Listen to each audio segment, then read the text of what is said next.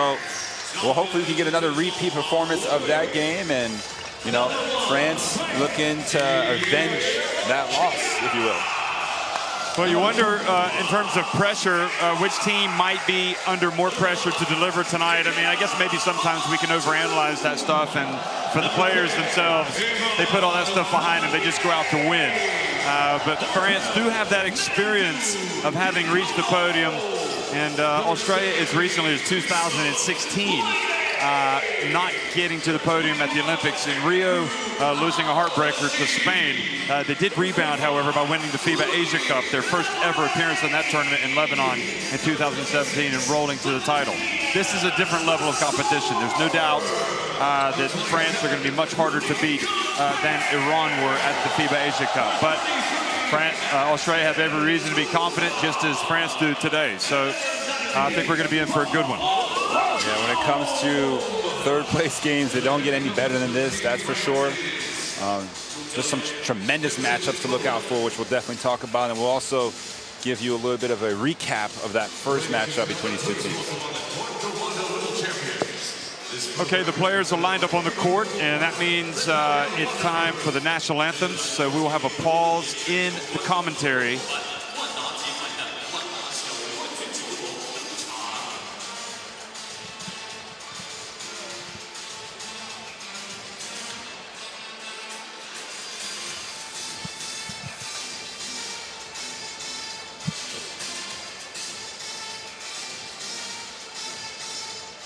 Now, please stand for the national anthems. First, the national anthem of Australia. 女士们、先生们，请全体起立，奏澳大利亚国歌。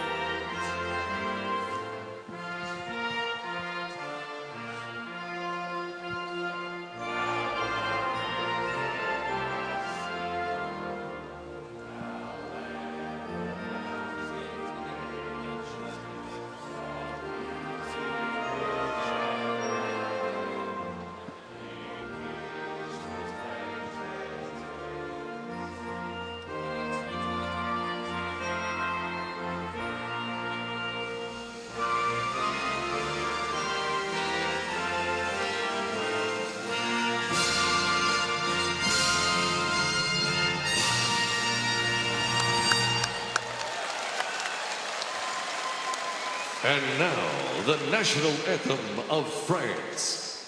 奏法国国歌。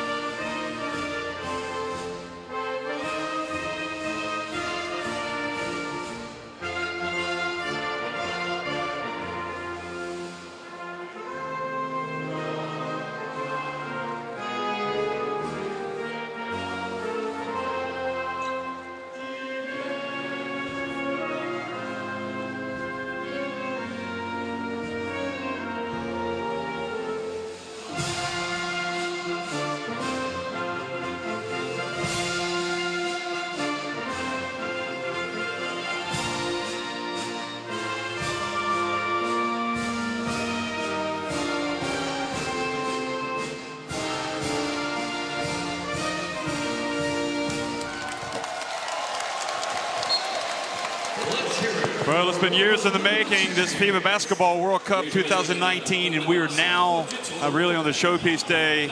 Andre Lamont on the left and Vincent Collet on the right for Australia and France, the coaches. And again, it is a rematch. A lot of these players know each other very well because they play with each other in the same teams or against each other. But right now, it's all about representing their countries. And that's something that these three gentlemen do as well. Roberto Vasquez from Puerto Rico in the middle. Ademir Zarapovic from Bosnia-Herzegovina on the left. And Ferdinand Pascual from the Philippines on the right. And we will now have a look at the starting fives and rosters for both of these teams today that are playing in this third place game. So Australia in the green. Of course, they've had a great run, but it's just the one loss, the one blemish against Spain, double overtime loss. Can they bounce back? They'll be counting on Patty Mills. He's been one of the most prolific scorers we've seen in this World Cup. Comes in at 24 points per game. Andrew Bogut gets to start inside over Aaron Baines. Joe Ingles, Mr. Do-It-All for Australia. Can he bounce back from a dreadful performance shooting-wise? Matthew Dellavedova, the other solid player. And then Nick Kay, rewarded for a tremendous semifinal performance by being inserted into the starting five for Coach Lamanis. Okay, Nick Kay, almost the unsung hero of that one, but they need Patty Mills to be the hero tonight. You see those stats, 24 points, 4 assists, a couple rebounds, comes in shooting 50% from the field, 40% from three. It was his missed free throw at the end of regulation that could have given Australia the 1-point victory, or a 1-point lead, I should say. You never know what Spain could have done after that, but you know, I don't know how long that will haunt him for. Can he bounce back? On the other end, France, they came out somewhat flat against Argentina after a masterful performance against the United States. Their starting five, as you see here, led by Frank Ntilikina, who really had a kind of a breakout performance in these last couple of games. Ahmed Mbaye on the wing, Evan Fournier, their top scorer. Nicholas Batum is their version of Mr. Do-It-All. And of course, the big man inside, your nickname for him, Jeff, the Stifle Tower, Rudy Gobert, Defensive Player of the Year in the NBA, still manning the paint for France and for Coach Vincent Collet. And when this guy right here plays well, they win. And they need him to play well tonight to have any chance of winning. You see 20 points per game, almost 4 rebounds, 3.5 assists, shooting 44% from the field, also 40% from three. Evan Fournier will always be aggressive. You don't have to worry about that. It's just a question of whether or not those shots fall for him early.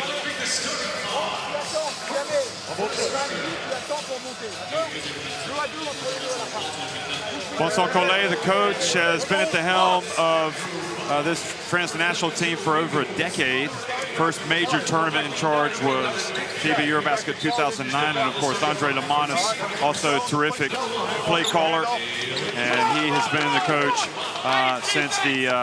since 2013. So great teams, great coaches, great crowd, and a lot of excited fans have piled into the Wukasong Arena. And it's interesting, the players that we highlighted, Fournier and Mills, were both outstanding in the previous game. Fournier with those 31 points and Mills with 30 points. Two guys that, you know, as recently as before the semifinals, we were talking about as MVP candidates. That's how good they've been in this tournament. And they want to have that one big game today as well. And it's interesting with Ntilikina. I mean, he's already played a couple of seasons in the NBA, but he has been kind of a revelation, hasn't he?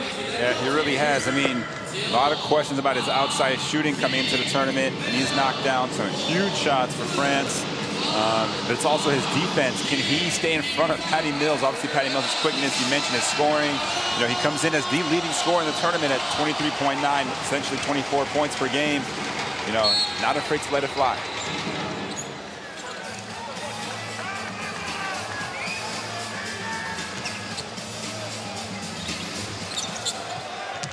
So we are all, folks, welcome to the Wukasong Arena. This is the third place game here between the green and gold of Australia and the white, the red and the blue of France. And Andrew Bogut, not surprisingly, hearing the boos every time he touches the ball. And here is an offensive foul called early. Bogut made some, I won't say poignant remarks after Australia's defeat to Spain, but probably say an incredible loss of composure if he, as he exited the court, and well, made a lot of, shall we say, accusations, and those are being dealt with. We just had confirmed in the FIBA press conference. So here's France, and getting it inside to Fournier, and the rebound by Nick Kay, who has been a revelation in his own right for Australia the last few years in those Asian qualifiers for the World Cup, and even before that in the FIBA Asia Cup. Bounce pass to Patty Mills, and here comes France. And you would think, really, after the events of a couple of days ago, that probably any neutrals here are probably pulling for France. 3 seconds, the call on Gobert. Well, Gobert there posting up big on Bogut, just wasn't able to get the ball in time. And that's another one of those matchups to watch. Bogut, a great defender in his own right. Obviously, very smart defensive player as well. Ball tapped, Vasquez says. So Australia maintain possession, but only 9 on the shot clock. Inside it goes to K. Great feed from Dellavedova, who leads his team in assists, 6.5 assists per game. And Nick K just does a lot of that damage around the basket. Fournier on the baseline. And Joe Ingles, who had a really tough shooting day against Spain in the semifinals, has the ball for Australia, and he's looking, as usual, for that killer pass. Finds Mills open in the right corner, and Mills drills the 3. Well, Patty Mills, good sight for him to knock down his first outside shot. Meanwhile, on the other end, Fournier already 0 for 2. And you can see the ball goes through him a lot in the French offense. Fournier drifts into the lane. Seemed unstoppable against France, but wasn't able to get going against Argentina. Did finish with 16 points on just 6-17 shooting. Mills a little bit too long with that.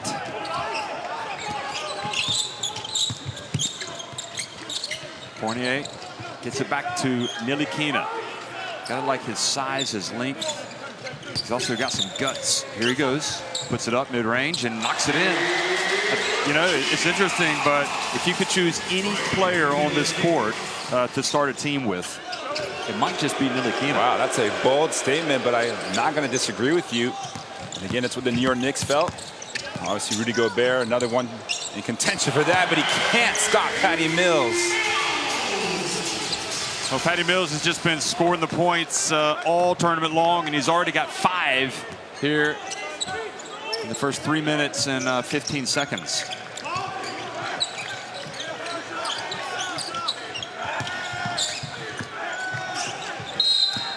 So Dellavedova going to be the one responsible for trying to slow down Fournier. Of course, Dellavedova never wants to back down from a challenge. You see the bruise on his eye there. He took a shot against Spain the other night. Patty Mills just doesn't need much room or time to get his shot off. He is just an out-and-out scorer. Of course, he played in Beijing at the Olympics back in 2008. And he was just bursting onto the scene. Fournier. Nilikina steps in there, gets the ball back. Batum needs to be aggressive. The other guys, Batum and Mbaye, have a tendency to go pretty quiet on the offensive end. Mbaye started the tournament 32 points his first 2 games, but only averaging 3 points since.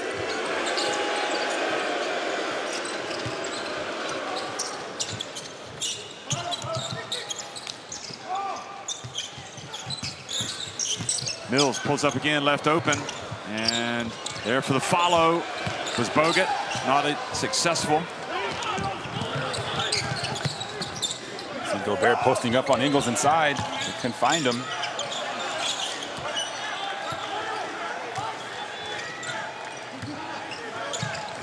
Fournier comes around. And now an offensive, a foul rather. Offensive foul called on Gobert. Dellavedova goes down. Taking exception to the defense by Dellavedova. Watch this. Well, that should have been a foul on Dellavedova. Yeah, he kind of lowered his shoulder and went into him. You see, of course, Ingles playing the peacemaker with Gobert off the screen right now. I wonder if they might even go over and review that. Yeah, it's always the worst nightmare for a big man when a smaller player goes for your legs. So they have called a technical foul on this, on Gobert. They always catch the retaliator. So Bogut sits down and is replaced by Aaron Baines. Well, which version of Aaron Baines are we going to see? The guy who had a phenomenal game against France last time. 21 points on 7 of 9 shooting, including 5 threes. He was he was in the MVP conversation as well, along with Mills before that last game.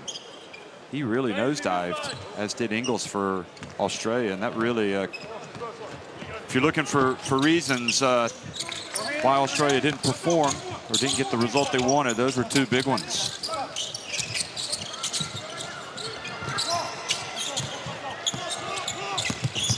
Dellavedova loses it as he gets inside. Now Batum.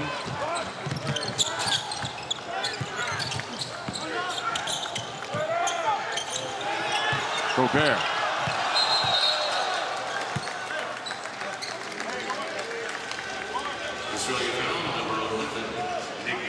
So Nick Kay picks up the foul, trying to defend Rudy Gobert. He's given up a few inches there. Well, they're going to call the foul if you start wrapping your arms around the man. Goulding is checked in as well for Australia, number 4.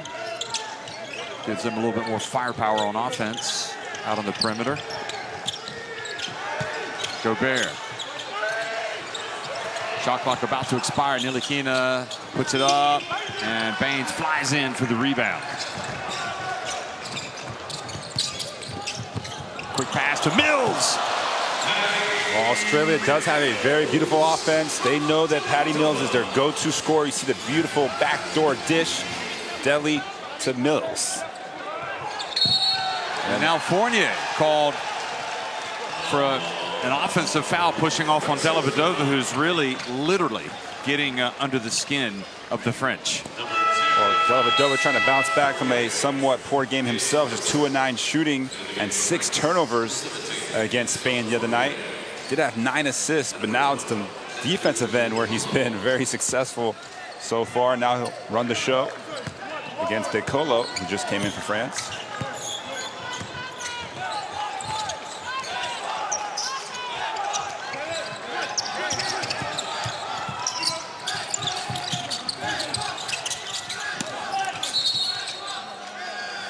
Jock Lansdale called for the foul.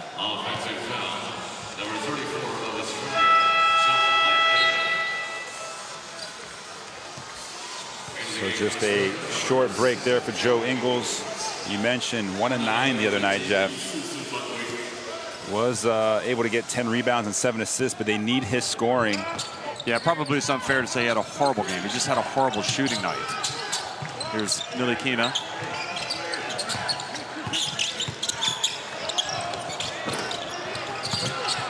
Ntilikina quickly gets it to De Colo, and right off the bench, De Colo scores. Well, it's the second time we've seen Ntilikina keep a possession alive on the offensive boards. Quick pass to De Colo.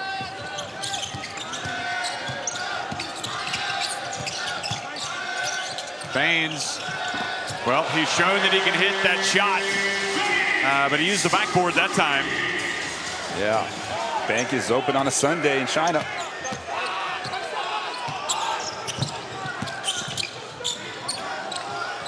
Poirier misses, gets it back,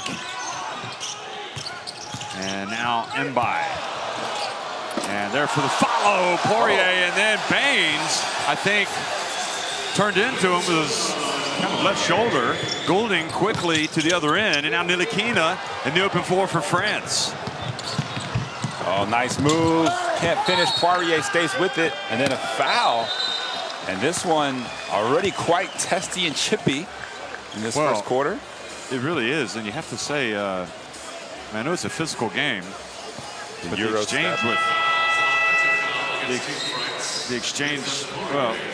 exchange with Baines. We'll have a look at it here. Baines just kind of shoulders his chest into the chest of Poirier, who's a big man himself. Well, this is good, though, for the intensity of the game. Set the tone early. Referees letting them play. Both teams in the penalty. Mills. Now Albisi Played in all 12 of the European qualifiers for France. His stock really rose during that time and has been a big part of their success. Albisi pulls up mid-range. France also with Louis Laberie in the game, who knocked down those 2 threes against Argentina. It was one of the few bright spots in that first half.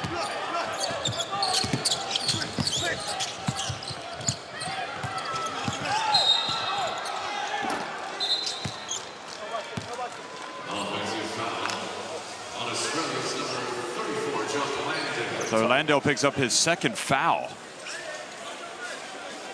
And that will bring Nick Kay back into the game. Yeah, both fouls have been off the ball as well. Take a look, setting the down screen there, and Albisi just basically trucking over him.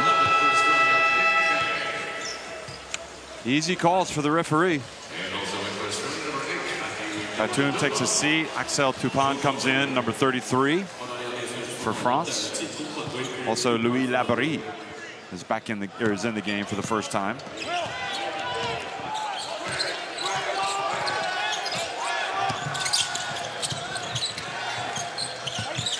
Colo. His pass intercepted by Goulding.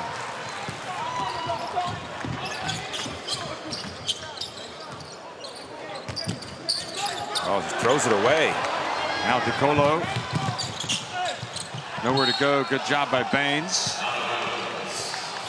He ran out of real estate. And maybe Australia should have just let him keep running. They try to go 1-on-3.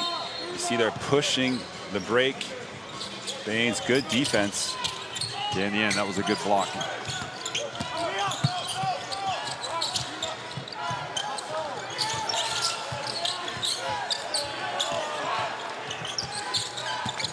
Albisi. Now Ingles. Oh, just so gifted a ball handler. Such an all-round talent, Joe Ingles. Really impressed with Australia's defense so far. You see the Toupin foul. France only 8 points so far. Of course, in that first matchup, we had a bit of an offensive shootout. It was 24-23 at the end of the first quarter. Australia winning that game, of course, 100-98. Joe Ingles at the free throw line now had 23 points in that game. Australia knocked down 13 three-pointers, but aside from that, France dominated pretty much every aspect. They had a 26-3 advantage, points off turnovers, 46-38 points in the paint, 37-15 bench points. Yet it did not result in a victory for France. So not sure what you tell your guys in terms of like how much better we can play to beat this tough Aussie team.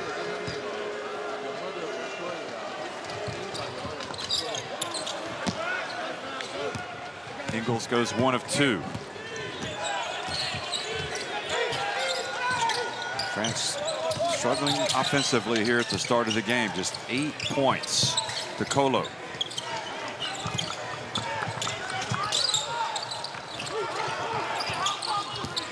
Toupin drifts in. And Bogut rebounds it, hands it off to Deli.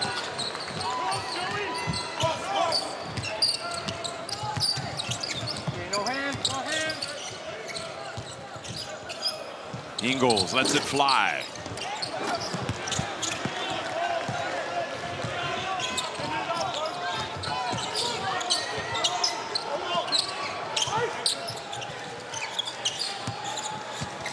Big screen, Poirier.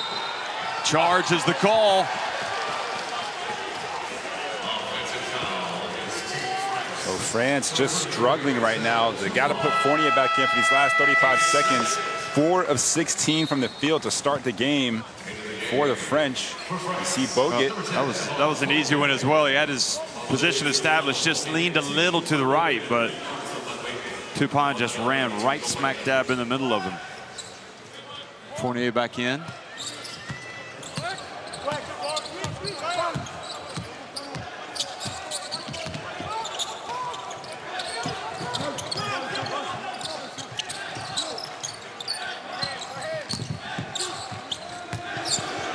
Ooh, Bogut through his own legs.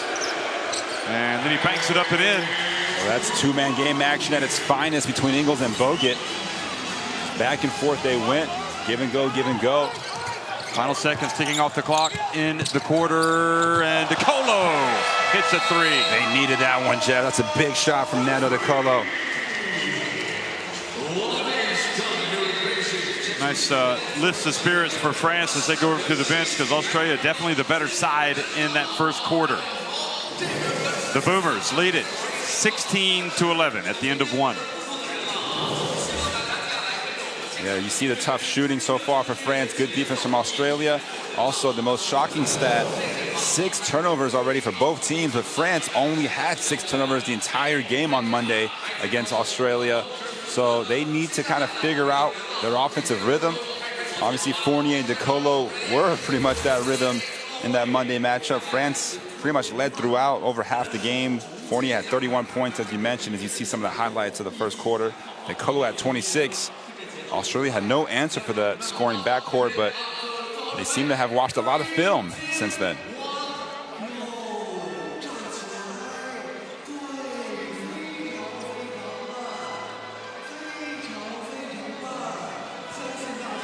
Well, as we look at the highlights, Pat Mills off to his customary good start, but for France, one player they have to get going, you would think, would be Rudy Gobert. He's got 2 fouls and an assist and a rebound. Yeah, which Rudy Gobert are we going to see today? The one against USA who had 21 points, 16 rebounds, 3 blocks? Or the one against Argentina who had 3 points on 1 of 3 shooting? Did have 11 rebounds, so we'll give him credit for his rebounding prowess, but they need to make him a threat inside or on pick and rolls, you know, rim running. They need to get him involved because it opens up the perimeter for guys like Fournier and DeColo. Both these teams have qualified for the Olympics. And hey, guess what? Son of Dreams wants you to look at the FIBA Basketball World Cup app. You can load it into your smartphone and get all the latest news, information, stories, stats, results. And it's a great reference tool. I often find myself looking at my app while eating breakfast. Here we go. So the kick will leave 16 seconds on the shot clock.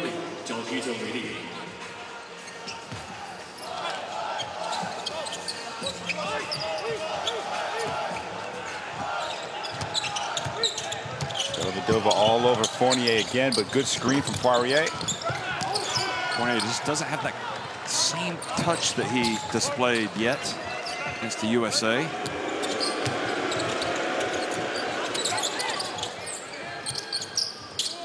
Bogut really hears the boos every time he touches the ball.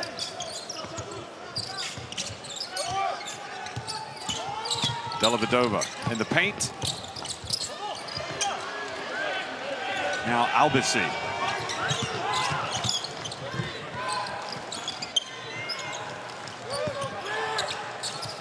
Oh, nice move, DeColo. Ingles got a hand up just the last second in the face there, I think maybe to affect DeColo's shot.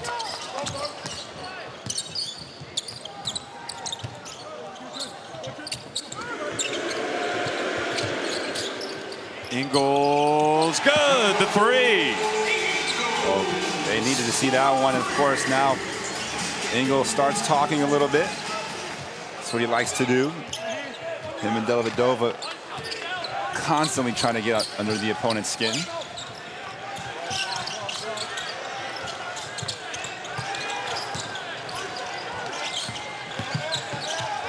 Poirier, well, says, okay, I'll shoot it. They were leaving him open, and shows a nice soft touch. Yeah, Poirier, the other big, 2 meters 13, 7 feet tall, comes in at 5 points per game for France. He is huge, isn't he? They don't lack for bigs, the French. He took a huge elbow to the face the other night. Ingles had the nice follow through, but didn't have the result he wanted on that one.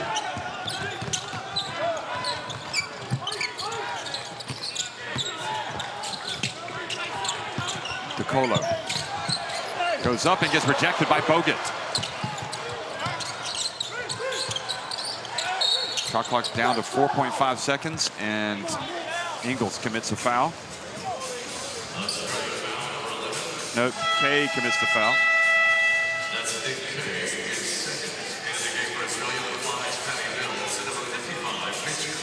Yeah, you mentioned Baines so far as Bogut gets another block. Baines just 4 minutes of action. Seems like Coach Lamanis has relied more on Bogut as Ingles. Nice knock away from Joe Ingles. Yeah, Lamanis has to go with the hot hand, doesn't he? With the guy that's getting the job done. Hot hand and the hot head.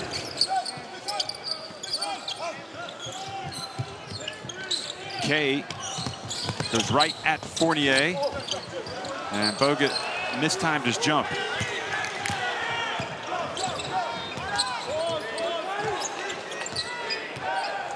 Couple high screens for France. Poirier now goes right at Bogut. Oh, forces up a tough shot. Good defense once again from Bogut. Now BC's been playing good defense on Mills. Bounce pass to Bogut. Goes up, short jump hook. Oh, Labadie running the floor. He's going to put it up. Oh! He goes up for the jump. See if that sparks France. Well, great rim run and also a beautiful pass from BC. Labadie has so much length. 6'10", 2'9", and athletic as well. Slow-mo Joe gets inside. Well, Ingles just did a great job with his body, getting some room to maneuver in the paint. 6 points now. That's already more than he had the other night. Just 4 points in that semifinal. No look pass to Poirier. You could have expected Ingles just to have a better game. Yeah, but I think you said it right. I mean, he did help in other ways, Australia, and that was a game they should have won. It was just an off shooting day for him. Bogut goes right at Poirier with the left hand. So I'm guessing we're going to hear some more boos as Bogut goes to the line, having been fouled by Poirier. You see Bogut showing off why he was the #1 pick over a decade ago as Labadie gets ahead of the Australian transition defense. And Mitch Creek, welcome to your poster. Uh-oh. Well, he's 6'10" without the afro. So, about 7'2" with the hair. So here is obviously looking for an explanation about something, but Bogut is going to hear a cacophony of boos rain down on him, and he makes the first free throw.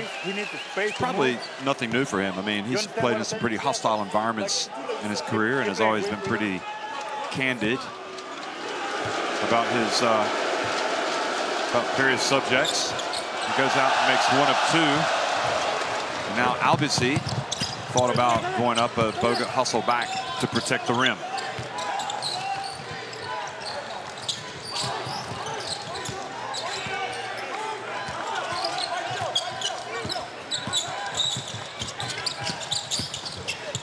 Fournier, just not, that finish isn't there for him in this game, nor was it there at the last against Argentina. Golding. Golding has gone somewhat cold these last couple games, and they need his outside shooting.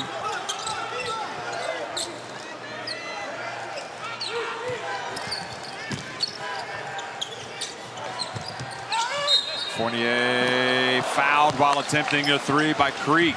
And Fournier, who's just 1 of 6 from the field, you don't want to put a guy like that on the free throw line, see the ball go through the net a couple times.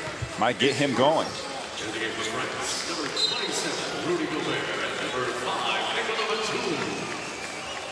Poirier and DeColo go to the bench. Batum and Gobert come back into the game. Good minutes for Poirier. I mean, you can see a lack of experience, perhaps, but mountains of potential.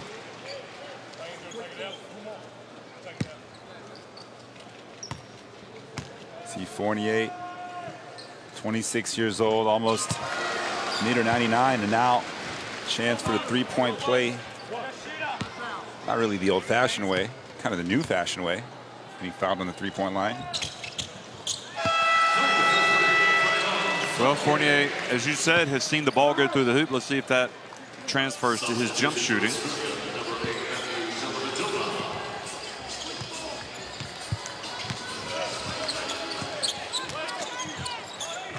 Labaree comes out and pressures Landale.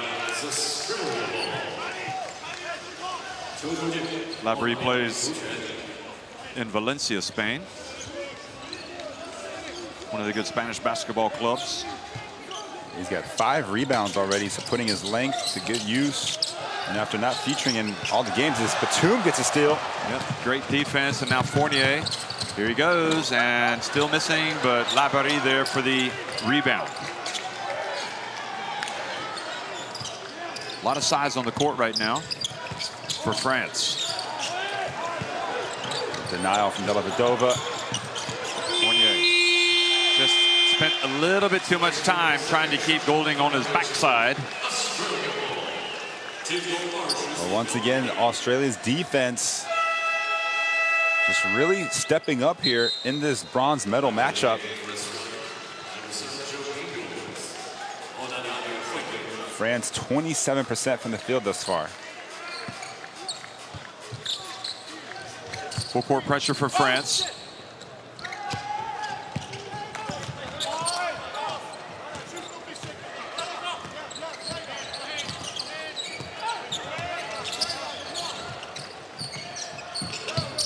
Baines. Oh, Baines this time called for the foul. Fournier engaged defensively. Baines claiming it was a flop. Well, can you extend that, that forearm? let's just say he probably got away with one earlier, so things even out. There you go.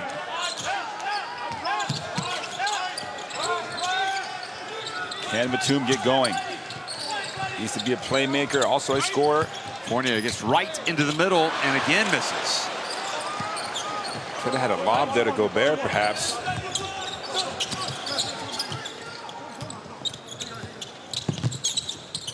Ingles steps back, nails it. I'm telling you, Joe Ingles always plays at his own pace, never too fast. And the crossover gets the separation from Labaree, knocks down the shot.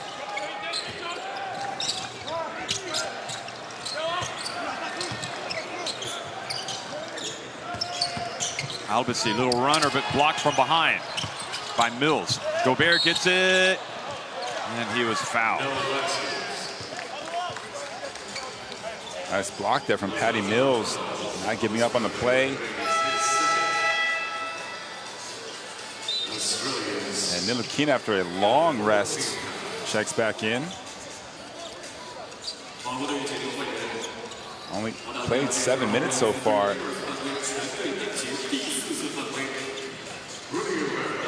Well, they rotate their guards, don't they? They've also got DeColo coming off the bench. So we did see the other night when Ntilikina and Albisi were on the court at the same time, the defensive intensity really picked up for France, but on the flip side, you give up a little bit of that offensive potency. that's right. Talking about against Argentina.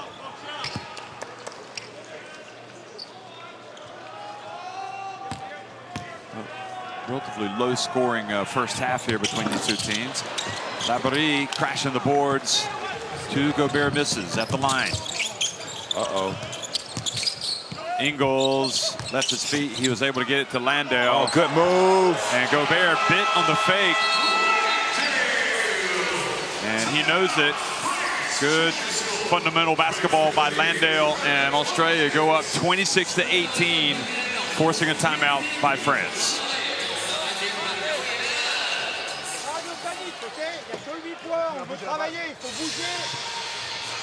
Et ça va venir. Là, on a raté des tirs inratables. On rate les 2 lancers. Et on va les mettre. Mais il faut continuer. Par contre, on ne bouge pas assez. Ils nous contestent. Quand on dit à la balle, ils contestent les démarquages. faut pas rester dans son coin. Si on peut pas jouer du côté, là il a la balle, il faut pas jouer par là. À l'opposé, il faut tirer. Tu tournes, tu la redonnes et on enchaîne. Pour faire un écran, sortir, il faut de la continuité. D'accord? Et toi, pareil. Peut-être tu peux faire un écran. Plutôt que de regarder quand il a la balle, du coup tu démarres, tu viens faire un écran et là, tu viens d'accord? Allez. Well, this game is an example of how, you know, a playoff series is so interesting because every matchup, every individual game is so different. The last time France, you know, led throughout, even though it was close pretty much the entire time. I mean, there were 15 lead changes in that game, 17 ties. But here tonight, Australia has led from the outset, you know, and they've changed their defensive game plan for sure. Obviously, France did have a chance to win that game on Monday, and you see Joe Ingles picking up where he left off the last time these two teams played and having a great bounce-back game. And it took a Dellavedova free throw with 5 seconds left for Australia to put France away in that last matchup. These two teams also had close games against Lithuania. We always knew that was going to be a very tough group and that, well, that they would eventually meet each other. Here is Fournier, and let's fly with the emotion after the three-pointer. Well, you see what it means.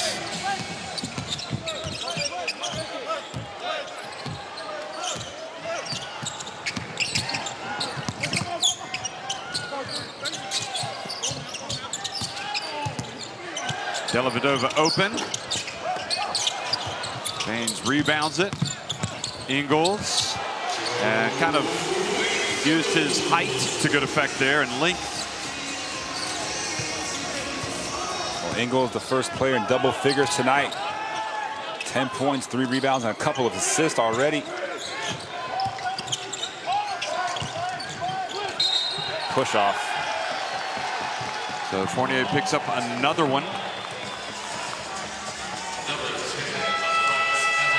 So 2 fouls on him, and Laborie is going to take a seat. Again, every time that you push off and extend that arm to create separation, they're going to blow the whistle. And Dellavedova was just all up in the chest. He's on players like White on Rice. I mean, he's a pest, and that's a compliment. I mean, he's a tough assignment to go up against. Mills, good hands. Great defense by Nilikina.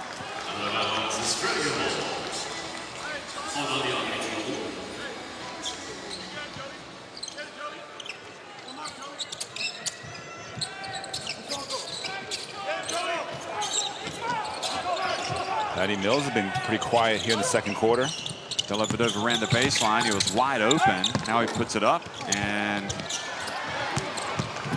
good job. Fournier able to keep his dribble, then picks it up and gives it over to Nilikina. DeColo back to Nilikina. A little bit too long. Oh, Gobert goes down, and then DeColo commits a foul. Could have been unsportsmanlike. Seemed to wrap his arm around the neck. Well, you can't see it now. Here we go. Yep. I mean, Dellavedova is in the wars. Bogut's going to come back into the game. And look at this. This is what led to Gobert going down. Ingles does have a habit of kind of sticking his rear end out to make the contact, which, you know, it was kind of an exaggerated fall there by Gobert. Exaggerated is a good way to put it.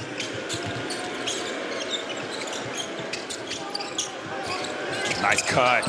And Mills, wow. Should have had an assist for Bogut there. His passing has been sublime in this game.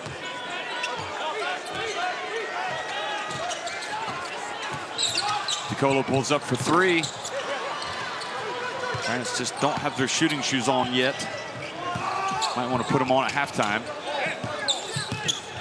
Ingles takes it deep and then comes back out.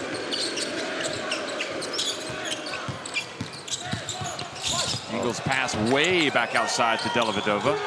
Here's Ingles in the corner. Kind of falling back, and he hits the long two. He has definitely come to play tonight. Probably has been their best player, Ingles, most impactful player. No question. Final possession now for France. They need something with, get some momentum. Gobert turns, goes up. And good job defensively by Bogut. And Gobert has to be careful. He already has a technical foul. Yeah, it's good patience, I think, by the Filipino referee just to let him vent. France go to halftime in a little bit of trouble here. They're down 30-21 against Australia in the third place game.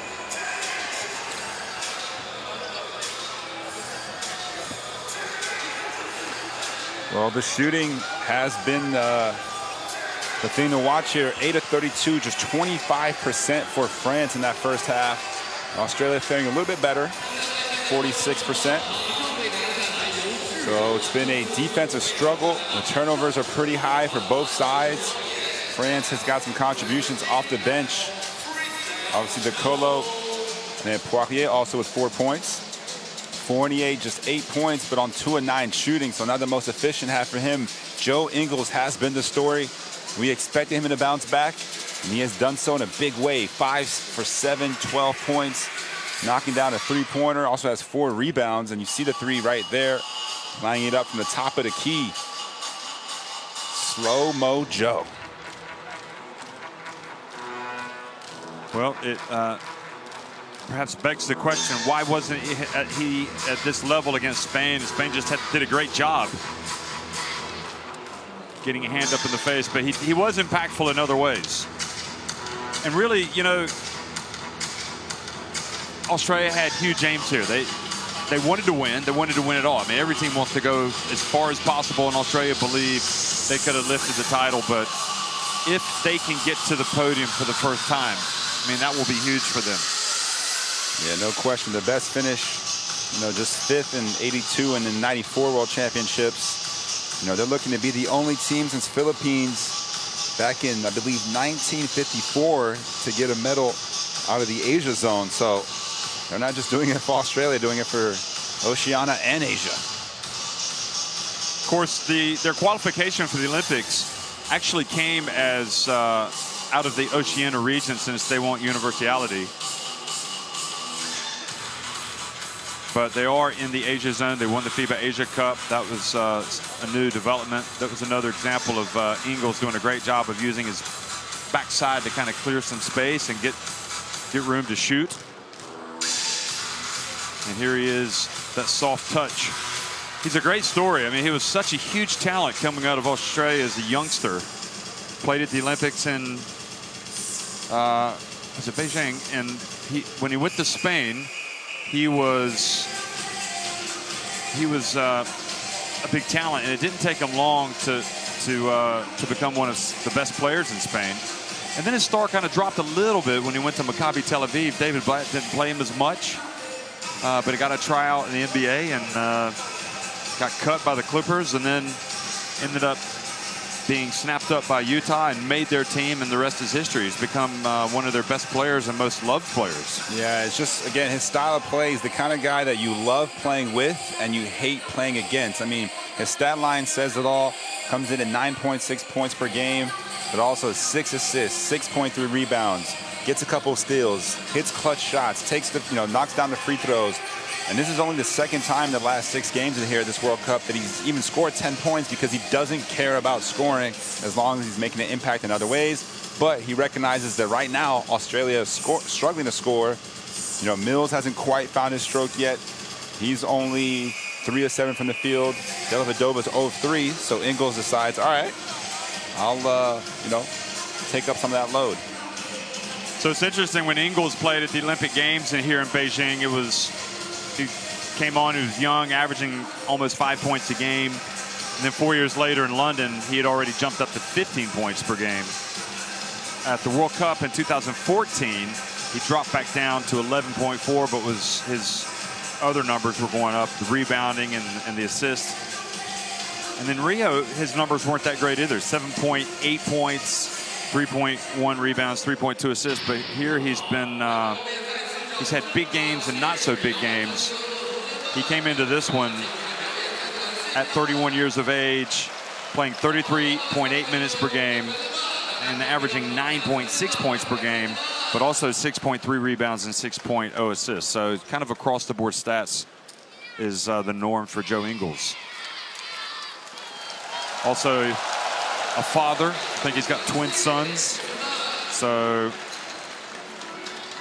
well, we've talked so many times about the Utah Jazz representation at this World Cup. I believe outside the Boston Celtics, the most players suiting up. And you see two here tonight with obviously Ingles and Gobert for France. Rubio played with them last year and he'll be in the final with Spain. And the last one, but not least, Donovan Mitchell from the USA, who had a great game yesterday in his final one against Poland.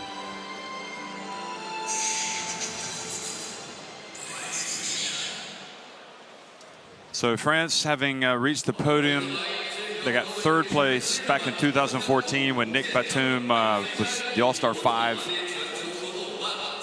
Then in Rio, and then in the FIBA Eurobasket the following year, France were bronze medalists, or third place. In Rio, they got to the quarterfinals, and in the Eurobasket, they lost in the quarterfinals. So they're trying to get back to the podium themselves.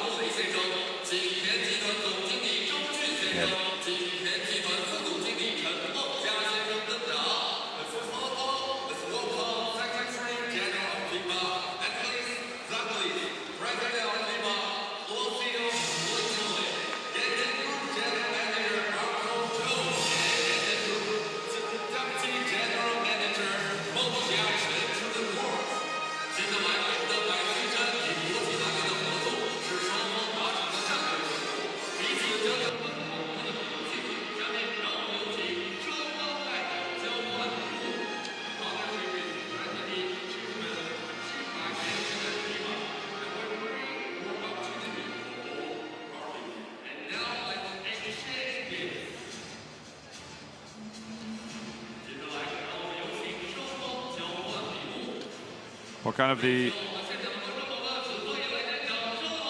first half won by Australia 30-21 over France, and 20 more very important minutes coming the way for both of these teams when you consider the length of their qualifying campaigns, and to make it this far, they are obviously they want to leave with a spot on the podium.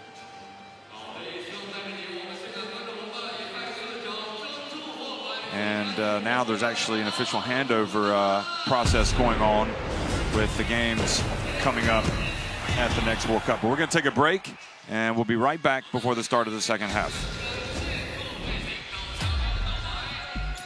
Here comes Bogdanovic on the baseline. Oh, beautiful handoff for the two-handed jam. Great ball movement by the Serbs.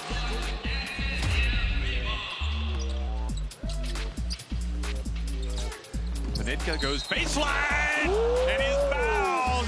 Hello. Hey. Are you watching NBA? Hey.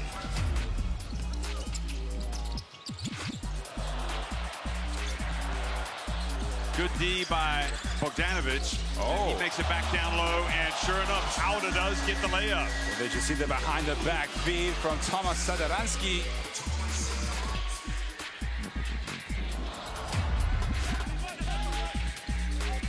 Purcell hands it off. Oh, they did sick, but he gets rejected.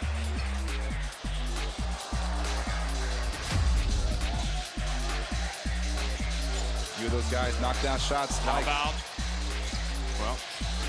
Oh, nice pass. Oh, and it's an alley-oop. Jokic makes it look so easy. Yeah, everything. He makes it look easy. I'm glad we're getting to see this Jokic. My parents gave me away, so I had no purpose in this life. Yeah.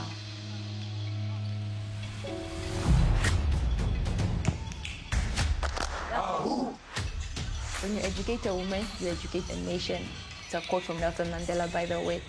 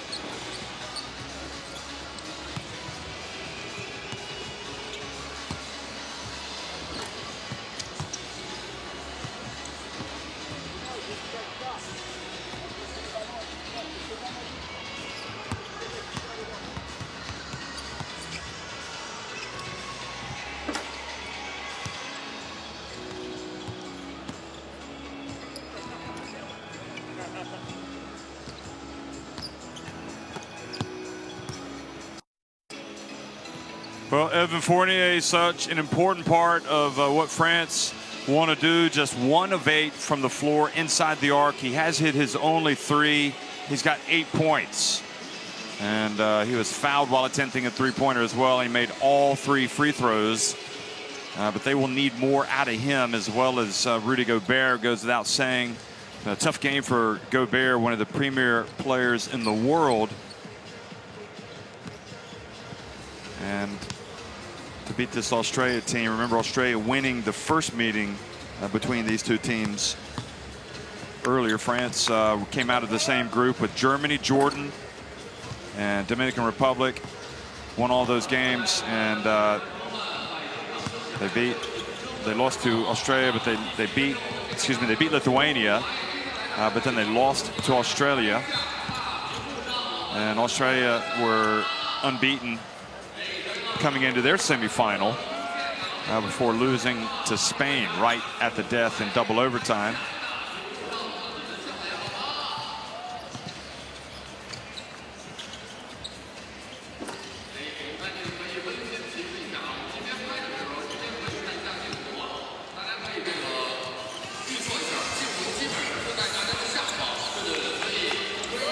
So Australia trying to get to the podium for the first time at a FIBA Basketball World Cup or an Olympics. They have reached the semifinals before, including at the Rio de Janeiro Olympics in 2016.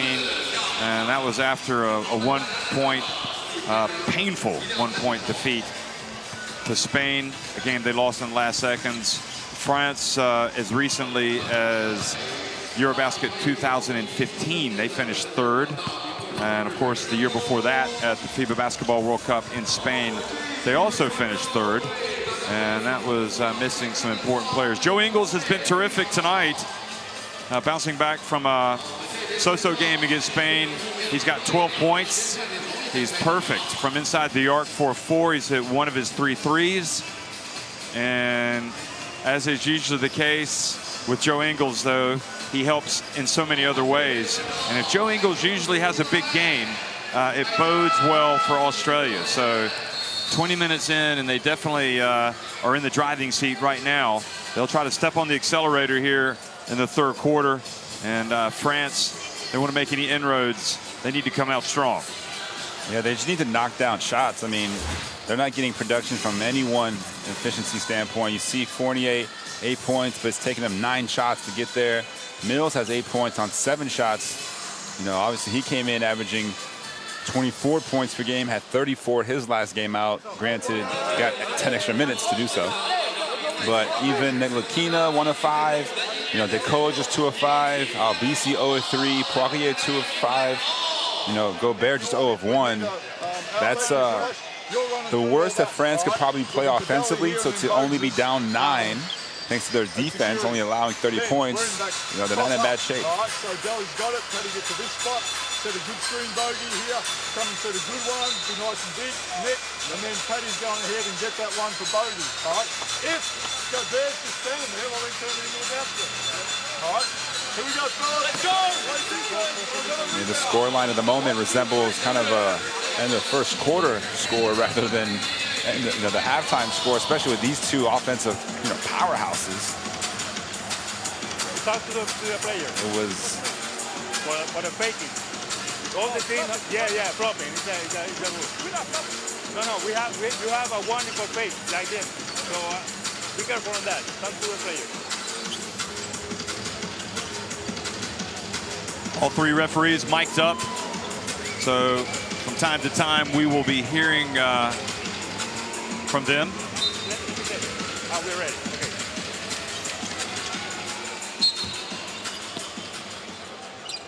Australia start here the second half.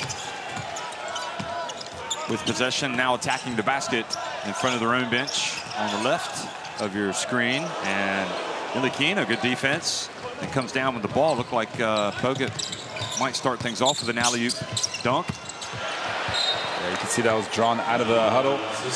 Back screen for Bogut. It worked very well the other night.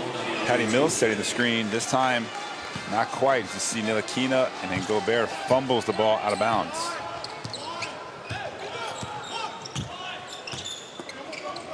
See Mills, Bogut, Ingles, Dellavedova, and Kay on the court for Australia. Fournier, Ntilikina, Gobert, Mbaye, and Batum for France. And now Kay catches the bounce pass and scores. Well, that's the problem with giving Bogut that much time to kind of survey the floor. And all the Australian players continuously moving. Kay cuts back door. Bogut delivers the pass on the money. Fournier commits his third foul. And that's how Kay was so effective the other night against Spain, just constantly moving, whether it was on the offensive rebounds. Fournier's third foul, so second straight difficult game for him. He really struggled against Argentina in the semifinal. Largest lead of the night now for Australia. Well, Batum, that's the Batum we saw back in 2014. We haven't seen that much here in 2019.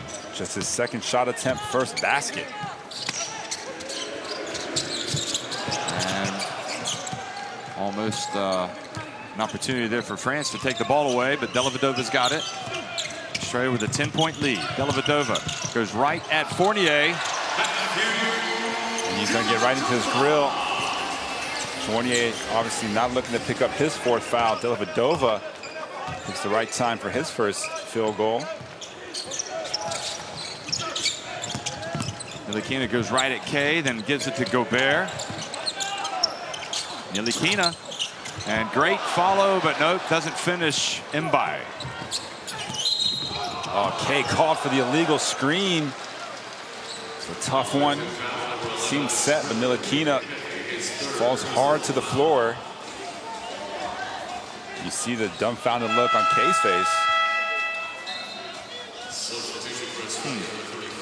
Well, I'd have to see it at full speed again. That's now 3 fouls on Kay. So he goes to the bench, and Landale comes back in.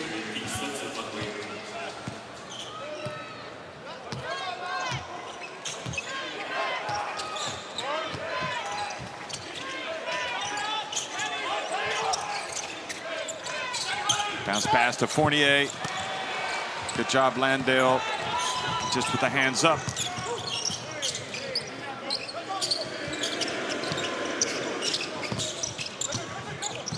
Oh, good move. Ingles goes baseline.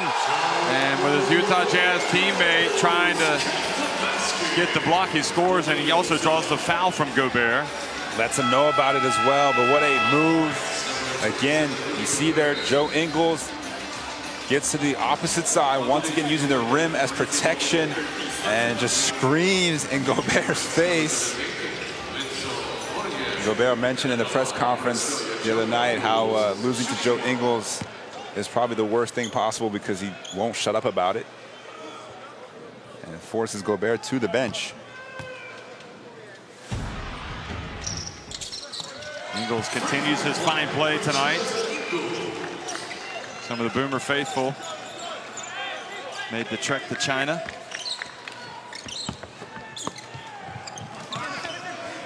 $15-point lead now for Australia. 8-2 run to start the third quarter. Yep, this thing's starting to get out of hand a little bit for the French. They need something, some inspiration from somebody. Ntilikina tried to get it inside to Poirier, but Bogut knocked it away. That's going to bring LBC off the bench.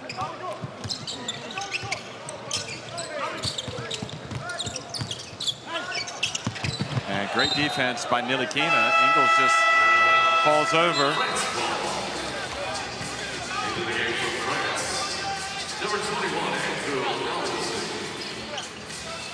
Yep, you can see Ntilikina moving his feet, doing what he's supposed to do. But he goes and takes a seat now, and LBC comes back in.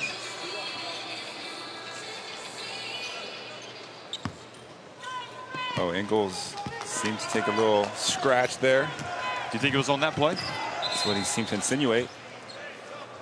And now they're going to talk about the blood on his shirt, on the jersey.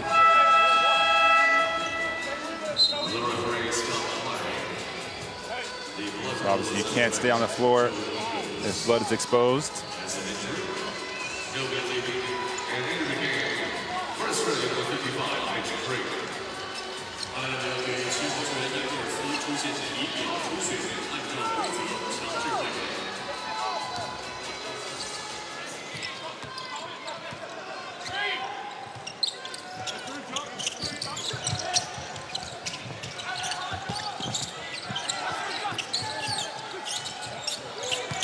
Poirier, guarded by Bogut, makes the bounce pass to Batum for the second time in the quarter. Batum has scored for France.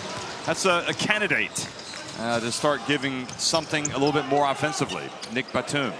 Yeah, good pass there by Poirier. It's a better pass from Bogut. But again, for the second time, Mills, having had it put on a platter for him, doesn't score. A platter from Bogut. Batum for three.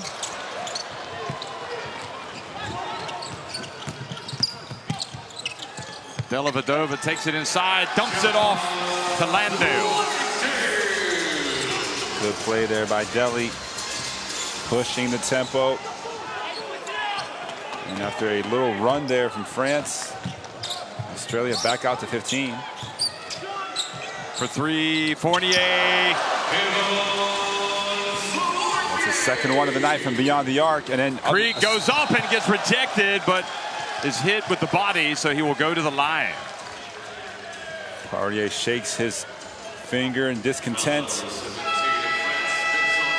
Well, he definitely got the ball, but he also got the body. But, I mean, there's Tony Parker.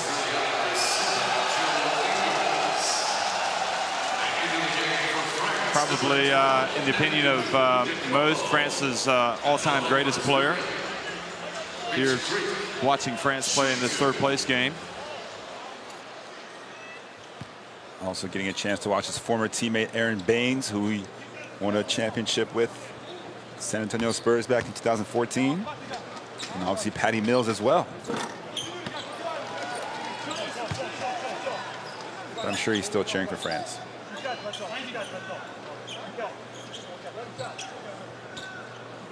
Yeah, he's still got a lot of good friends on this France team, like Batum.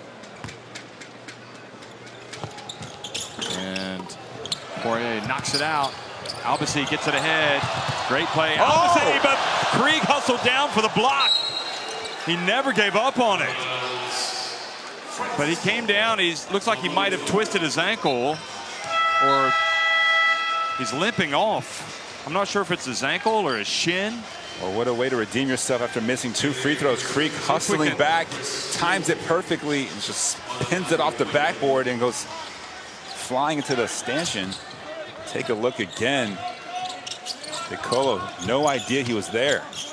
Not sure how he picked up the injury and exactly what it is. Fournier. This is again. And now a foul called. Is it Baines? Yes, it is. Well, Fournier now, even though he's 2 of 2 from beyond the arc, just 1 of 10 in two-point range, and just can't quite finish in the paint as he has been in the past.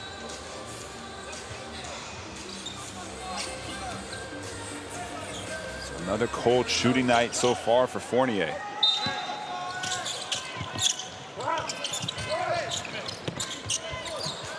Oh, Fournier stepped out of bounds.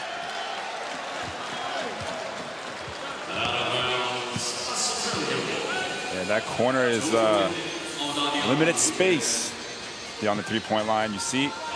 Yep, good at camera angle there.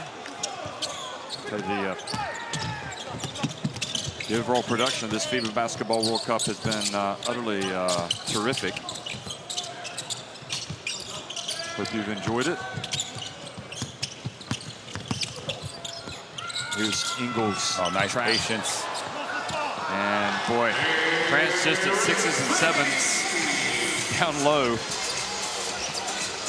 Well, Ingles just so smart with the ball. Drew the double team and waited for the player to leave. Fournier open for 3. Golding didn't see Mills. Now he does. And Mills slips. And Fournier hands it off to DeColo. And then an unsportsmanlike foul called on Golding. A hold on Fournier. Wow, that was a quick call as well by the referee. No hesitation. He must have just grabbed him. Watch this. Oh no, he just stepped in front of, impeded his progress without playing the ball. Yes, by the definition of the letter rule. of the ball. Yeah. Fournier will take any opportunity he gets right now to get to the free throw line.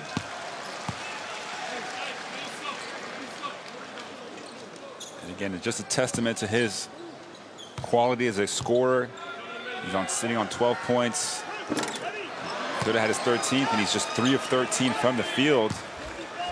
And there's Creek. Not sure what the injury is, but he's laced up his shoe, maybe making himself available again. Great story.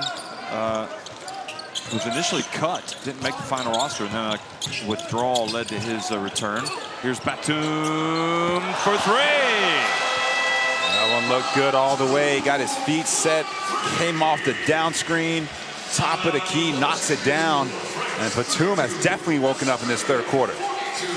Well, that gets it back to 10 points.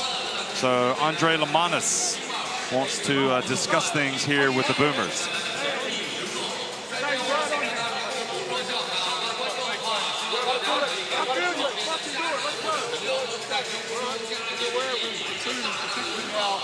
Sort of cutbacks in as well, right? Where they come in on each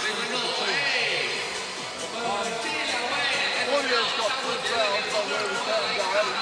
This time down, Joey, just you run the wedge well, all right? So, good Joey.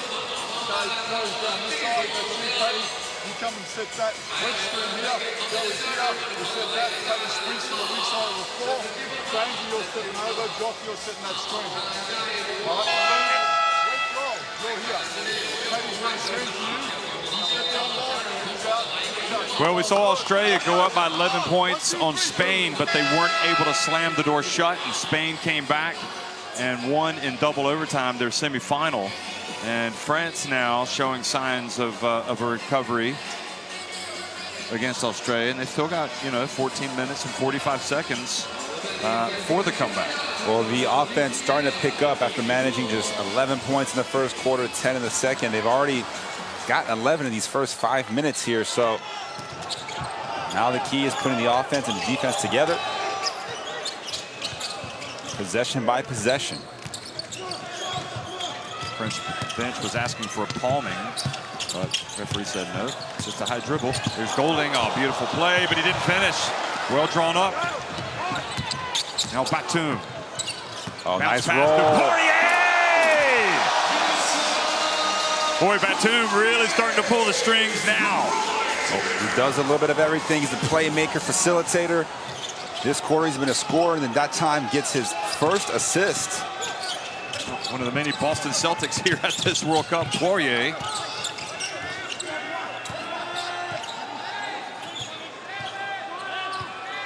He's guarded Ingles and not able to keep up with Joe Ingles. Again, you see why they call him Slow-Mo Joe. Just lures the defense to sleep and then all of a sudden explodes to the rim. Just imagine if it's actually seeing the slow-mo highlights of Slow-Mo Joe. That would really be slow. Here's Batum. Oh, nice fade screen. DeColo for three. Good. Here come the French. Allez le bleu. 44-36. Oh, looked like a three, but they counted it as a two so far. Must have had the foot on the line. Good pass. Oh, and nice Boomers block. by Batum. Poirier, and DeColo just explodes down the lane and scores. And it's a 6-point advantage for the Boomers. Well, Batum is, the beast has been awoken here. Got up and challenged Baines at the rim.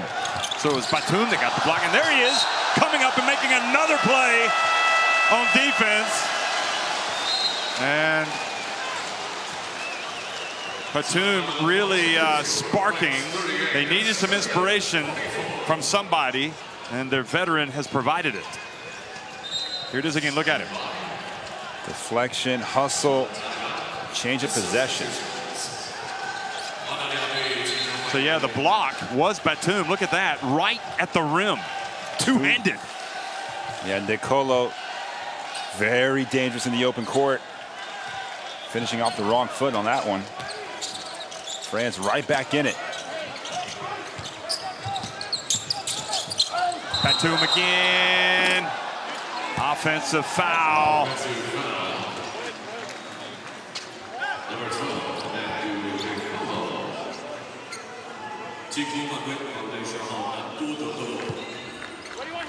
And obviously this run taking place with Gobert on the bench has been a non-factor so far. Still scoreless. Batum toughing up against Ingles. An offensive foul, leading with his forearm, Joe Ingles. I mean, this is like 5 or 6 consecutive possessions that Batum has made a positive play. The bandage is coming off of Ingles there, where he got a scratch in this game.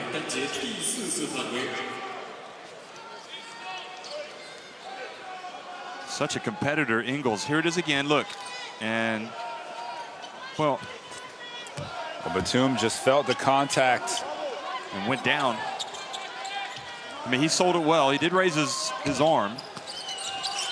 But Batum definitely sold it well. Here he goes against Creek. Great defense by Creek. Batum gets it to Fournier. God, Batum is playing like an All-Star 5 member again. Well, he clearly had a talk with himself at the half. And an offensive foul. Again, Batum draws it, although he comes up limping.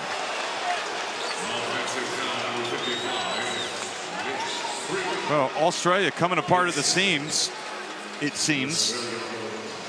See here, and it's all with Batum. Knee on knee. So incidental contact. Batum should be able to shake that off. Bogut back in the game. Hopefully to provide some rim protection here for Australia. DeColo for three. And Poirier came flying in for the offensive rebound. Now Creek has it. Whips it over to Ingles. Slow-Mo Joe off target that time. And Bogut also rolled his ankle in that last play, so he's hobbled. And France should go to Poirier, or at least have him set a high screen. Here he comes.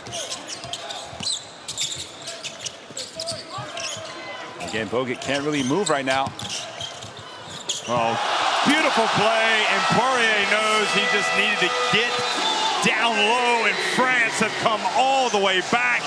They were down 15, and they are trailing by just 2 points here late in the third quarter. What a turnaround. And most of this is owing to the terrific, recovery of where have you been lately, Nick Batum. And how often have we said that?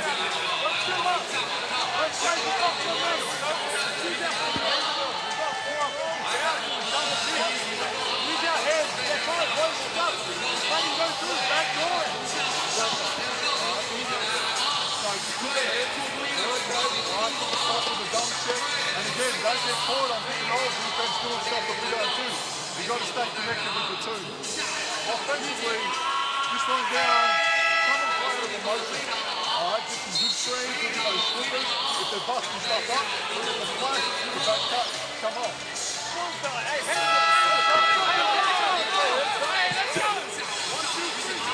Josh, there really have been numerous cases, Poirier meanwhile playing great, there have been numerous cases throughout the international career of Nick Batum where sometimes you just don't know where he is. He disappears. You know, he's not scoring.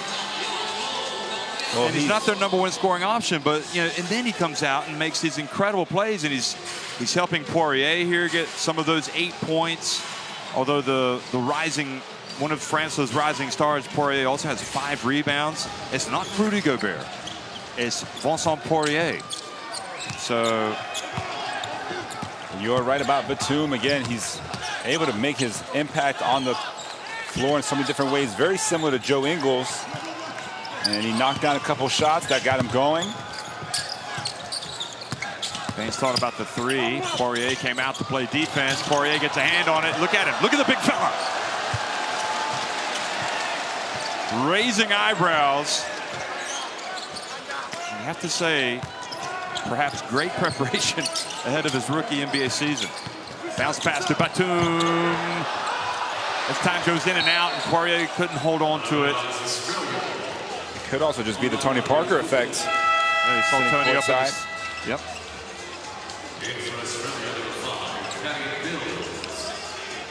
Again, Patty Mills, how quiet has he been since that first quarter? Hasn't scored since. 3 of 8, 8 points.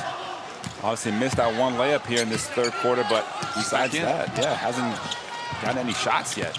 Well, he's back in for Ingles, and now Dellavedova, and I tell you can't have too many veterans, and Dellavedova scores for Australia to take it back to a 4-point advantage.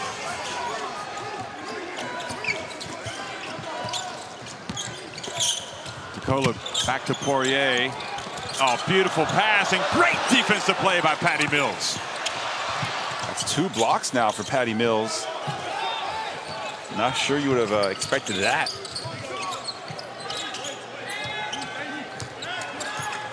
Final seconds ticking off the clock here in the third quarter. Dellavedova gets it to Baines, and they're not going to get it off in time. Not a good last possession for Australia. Really, the quarter owned by the men in white, Le Bleu. Australia lead at 46-42 at the end of 3.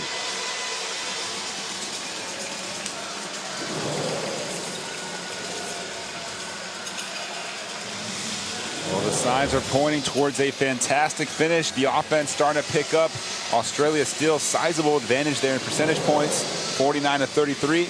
France winning the battle on the boards by 6. But it's been the play of a few individuals for France, whether Batum and, of course, Poirier with his physical presence, that's really changed everything about this game. And you see there, the 2-man game between the two. First, it was Poirier to Batum.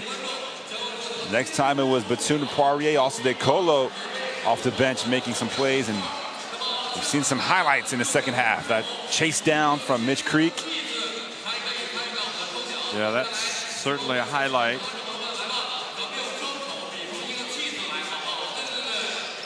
Of course, most of the highlights, look at the hustle from Ingles. But that was Batum there, and that really got him going, that block. And it triggered a break. Here it is again. Look at that. That's perfect help side defense. A guard able to elevate and meet the big at the rim. And now, can France do it for 10 more minutes? Or will Australia bounce back? And I talked about Patty Mills' unexpected blocks. Hadn't registered a single one in the first 7 games of this World Cup, and I don't believe in any of his World Cup games. Yet he came up with 2 big ones here tonight, especially that last one on DeColo. McKay back in the game, and he's guarding Batum. Could be a matchup that Batum could exploit. from a quickness standpoint. Here's DeColo, hits a three, coming right out at the start of the quarter. It's a 1-point game. How well has the veteran DeColo played tonight? Yeah, 12 points, 5 and 11. That's his second three-pointer. And it's officially a one-possession game. Goulding, Mills, Dellavedova, Kay, and Baines on the court for the Boomers. Here's Dellavedova. Get the switch. For three, Dellavedova off the back of the iron there for the follow. Fournier gets in there with the trees and brings it down. They had a mismatch inside. Fournier feeds Poirier. Great play. Dellavedova sticks his hand in there, almost knocks it away. Shot clock down to 10. Now Batum, he's going to try to, nope, he's going to hand it off to DeColo, who takes it in and draws the foul from Goulding. Well, on the catch, DeColo, who's taking a moment there to get back up. You saw a little hesitation, just froze for half a second right there. And that gave him the initial first step on Goulding. Woo. Might have gotten the benefit of a close call there, DeColo, on that drive, but you know what? You're often rewarded attacking the basket. We've seen a lot of good things from Nando DeColo, who his first Eurobasket back in 2009. Injury prevented him from playing at the World Cup in 2014. He had to pull out during the preparations. Well, it's crazy to think he's the oldest player on this French team. It's incredible. I remember him in his old Cholet days, before he was even with France. Yep. We're all getting older, Josh. Let's face it. I mean, DeColo and Batum are the two senior spokesmen for this team. 32 years of age for DeColo, 30 for Batum. Married, father of two. And hits that free throw, and look at that. France have come all the way back from 15 points down to take the lead.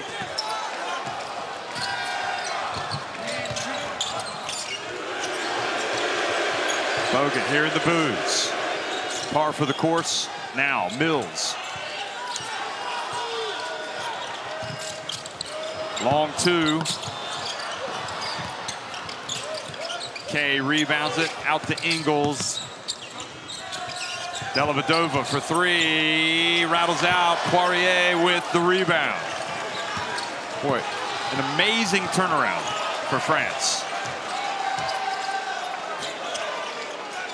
Here he goes again. Batum hands it off to DeColo.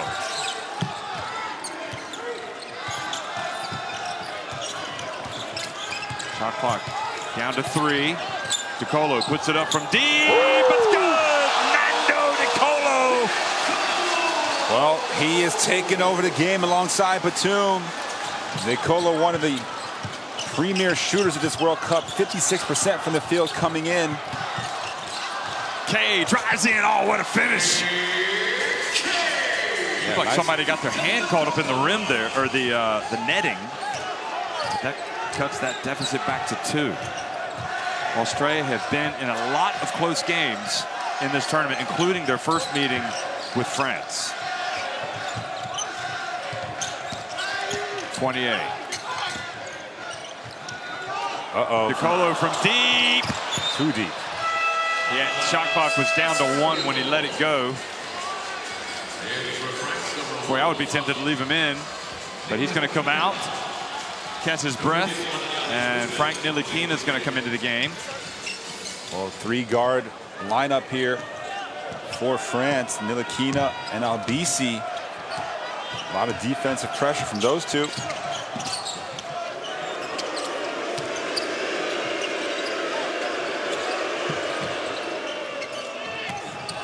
Here's Dellavedova being hounded by Ntilikina. Gets it to Mills. Great play. Right at the end of the shot clock by Australia. And that ties it at 50.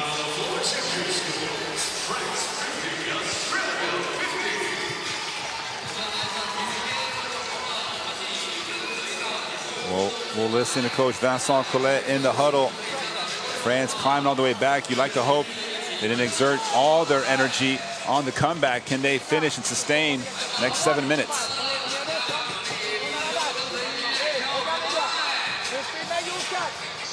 Regardez bien, hein. C'est Evan qui est là. On lui dit, là, il no contest. C'est pas grave. Quand il va venir comme ça et remonter pour avoir la balle. Il passe la balle. Toi, tu es descendu quand il a la balle. Reviens faire ça pendant ce temps-là. Prends. Traverser derrière. Là, on a Evan et Andrew qui reste en bas. Quand tu reviens, tu fais l'écran avec un nom. Lui va bouger, tu roules. Et allez, tirer. Look at the crowd here in the Wooka song. They love their basketball in China, and they love it because of the plays like this. DeColo has always been played with a lot of French flair. Well, the fact that he's coming off the bench for France too gives them an additional weapon. You know, he might not be in the All-Star 5, but he's definitely going to be the 6th man of the tournament. He's actually leading all scorers off the bench. 17 points per game now. Again, off your bench. It's ridiculous.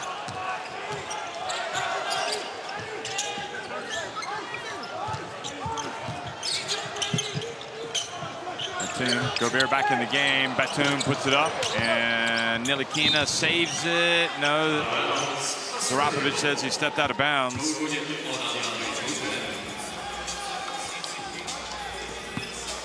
Well, now's the time for Gobert. He has to produce. France have got themselves back in the game, and he really needs to play well down the stretch. Fournier guarding Ingles. Yeah, this is France's best defensive lineup. They get it to Bogut, and what a finish from Bogut. Great play. It's interesting, you know, I'm not sure there's a better player in this game than Mills playing with these give and goes, these 1-2s. For just the simple drop-offs. Now Fournier gets to Batum, over to Albisi for 3. That's good. Big shot from AA Andrew Albisi. Mills flying right at him. Perfect time to get your first field goal. Now Batum switching on to Mills, which leaves K on Albisi, and he has to commit the foul. France's first in the 4th quarter. And drive and kick once again. Batum making it happen. That's his 4th assist of the second half already.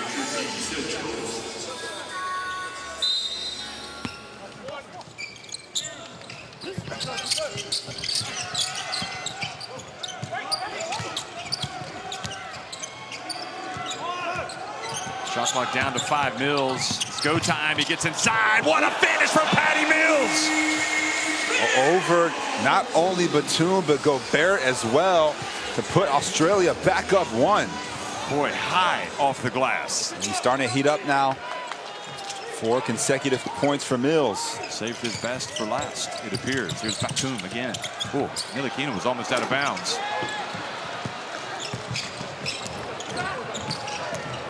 Mills to K, and Gobert did a good job knocking it off the rim. DeColo, meanwhile, is getting ready to check back in.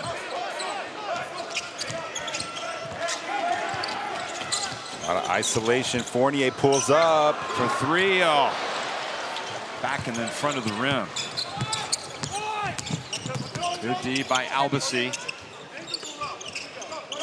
4.5 minutes remaining. It's turned out to be a 3rd place game thriller. That's all Australia does is thrillers. Look at Albisi, the quick hands leading to the turnover. And DeColo is coming in for Ntilikina. And I think that's a good move, if only because DeColo is kind of the man of the moment. He's got the hot hand, doesn't he? And he's got that experience to close it out. But Ntilikina, without question, man of the future. Man of the future. Oh, present and future, but just not currently the present. We'll watch it from the bench. Gobert quickly to DeColo. Back outside to Fournier. Great passing by France. Great finish by Fournier. That's, we've seen him miss a few of those here tonight. Made the adjustment. Got it off the right spot off the glass. Boy, he and Mills have just had first-class finishes. Bogut off the iron. Great hustle. I'll tell you that Nick Kay. Unsung hero.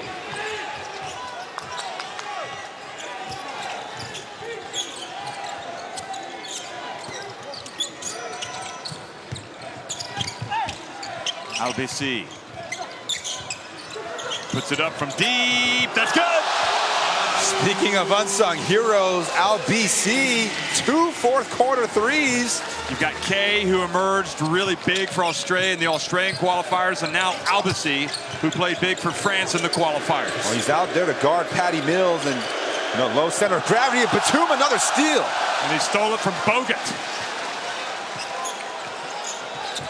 Well, back and forth we go. Every possession so key down the stretch. Gobert stepping up, and a little long from DeColo, and boy, Bogut almost threw it in the basket. Mills going behind his back, guarded by Albasi.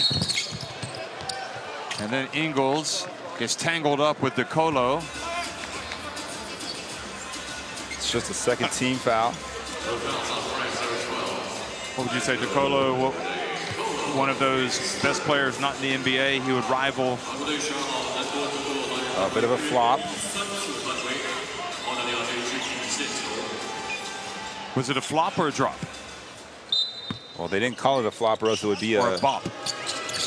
Technical, I believe.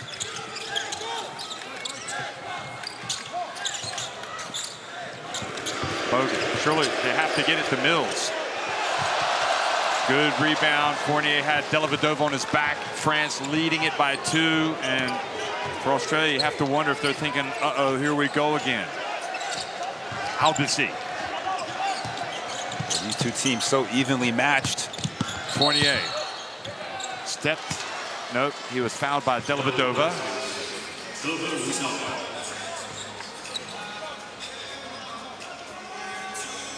Two fouls on Dellavedova.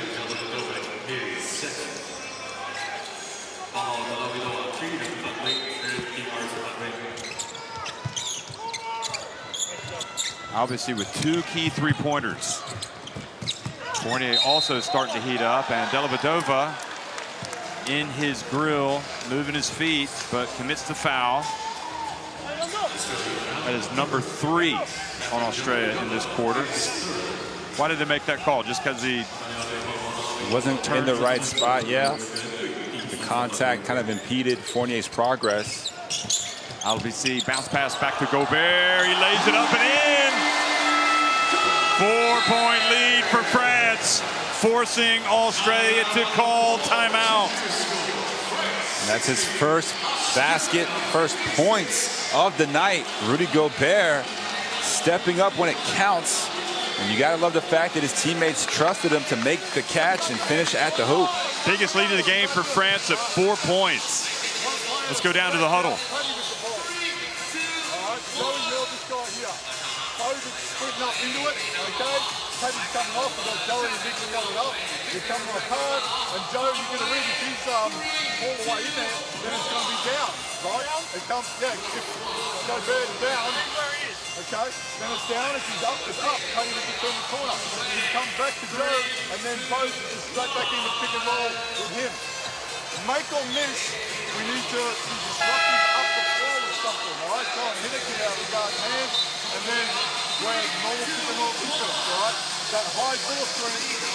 Boris Dio, part of the French delegation here, always with the players, and has he been watching some good basketball today from the likes of Andrew Albasi, who actually, we all played with Albasi during the European qualifiers. And Albasi, quite frankly, didn't know if he was even going to be in this team, even during the summer. Because in the past, he'd been cut, but they've stuck with him, and look at this. He's rewarded him with those 2 huge threes and some outstanding defense. Yeah, he's really taken Mills out of his comfort zone. This will likely be Patty Mills' lowest scoring game. Can he come up with a few more stops? Mills fouled by Gobert. The referee pointed 2 free throws, but the French players are arguing that he was making a pass. And they are going to... He was...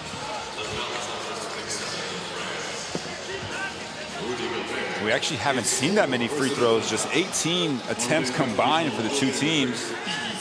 France 6 of 9, Australia just 5 of 9, and considering how physical and chippy it's been, that's kind of a surprising stat.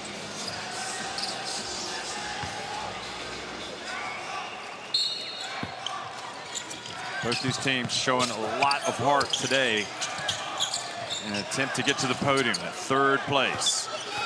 Oh, Dribbles it off his foot. That'll be an over and back. And Mills, as great a player as he is, in 2 consecutive games now, and about the same time, has turned it over. Yeah, unforced. De Colo not even applying any kind of pressure on his former Spurs teammate.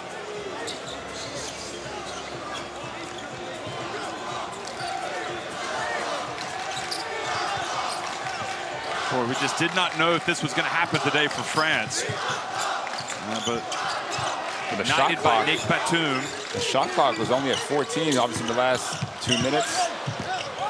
And the ball's into the half court. Well, Fournier puts it up. And boy, look at the great defense. And De Colo just took it right away from an unsuspecting Bogut.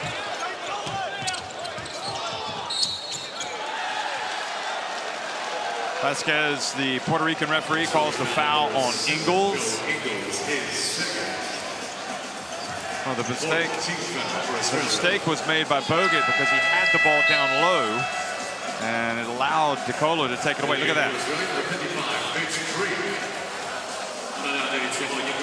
So Bogut's going to come out, and the French flags being waved here in the stands. 1:20 remaining. The Boomers need a stop. They led by 15 points. Now they trail by 4 in this 3rd place game of the FIBA Basketball World Cup. Albisi open again. Wow! What a story! Andrew Albisi, the hero of the moment. Ingles puts up an air ball, and the ball goes back to France. And Australia just have not played their best basketball here over the last 15 minutes of this game.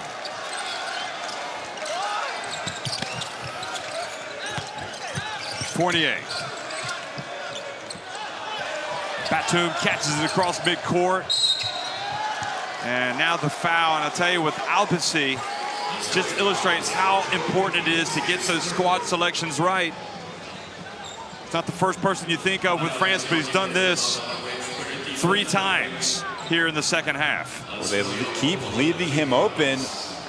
And obviously, if you came in looking at the scouting report, Albisi did shoot 43% from beyond the arc coming into this bronze medal game.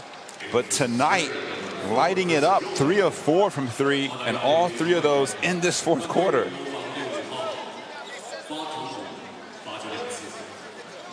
Well, the clock now the enemy for Australia as well as France. Batum, meanwhile, certainly don't want to miss the first one when you go to the line. If you're going to miss one, miss the second. Batum, again, he was the anchor in this comeback. The spark. He lit the touch paper.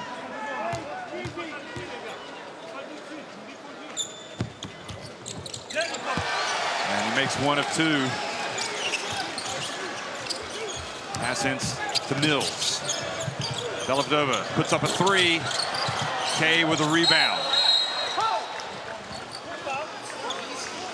And De Colo with a foul.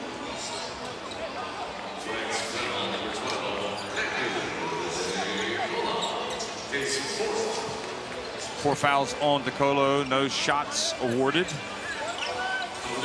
That is 14 fouls on France. It was on Albisi. Mills hits a 3. No, they called the foul on De Colo. Interesting. Anyway, the 3-pointer gives us Australia a little bit of hope. Yeah, plenty of time for Australia to make a play, and They kind of fell asleep there on Mills, the inbounder, the most dangerous player. Just listen in. J'avance la balle, ok? J'avance la balle, les gars. Une fois, je l'avance. Attends, j'ai encore un temps mort. J'avance, on a 14 secondes. Mais ils vont faire faute de toute façon. La balle, Nando et Eva. Ils vont d'abord chercher à nous la piquer sur la première passe. Donc il faut donner les releases. Ok? On fait comme ça. Là, Rudy, t'es là. C'est Nico qui a la balle, d'accord? Nico a la balle. Là, le premier qui sort, c'est Evan. Et il repart. Là, derrière, Nando vient. Rudy, tu proposes au milieu.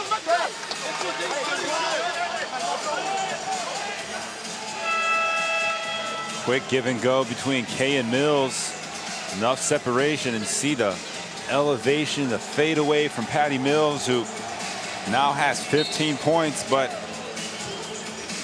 7 of those have come kind of down the stretch here.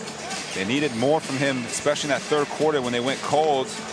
He is 6 of 12 from the field, so an efficient 15 points. Creek in the game. He's not going to guard the inbounds throw. Now he is. He turns around. The ball given to DeColo, and he lays it up and in. Well, didn't want to wait to be fouled. DeColo. Dellavedova. And Batum rebounds the miss. Dellavedova now 0 of 5 from 3. And Fournier, good contest on that shot. Now Batum with a chance to pretty much ice it. See there the quick scoop layup from Nicolo, eluding the defense. Well, the way this thing is right now, I have to say the Boomers must think they're snake bitten when it comes to these situations, but they simply struggle to close these big games. In France, plenty of opportunities for them over the years. That experience factor, talked about it in 2014 and 2015, getting to third place. And they're closing in on third place now. And I have to say this is going to be a great win for them. Yeah, again, they could have easily gone away and just, given up on that medal, but you can see what every single spot in this World Cup means to these players as the loose ball ends up with Australia. Ingles to Golding. And he loses it. And Albitsi is going to dribble out the clock. He's going to bring it across midcourt. And perhaps fitting that he's got the ball in his hands. He typifies that fighting spirit. And look at France. And they have really hung tough and ground out a big-time win here at the FIBA Basketball World Cup. Well, congratulations to France. Third place finish. Australia ends up just short. Tony Parker, you see talking to some of the administrators, but 67-59, France win it over Australia to clinch third place at the FIBA Basketball World Cup.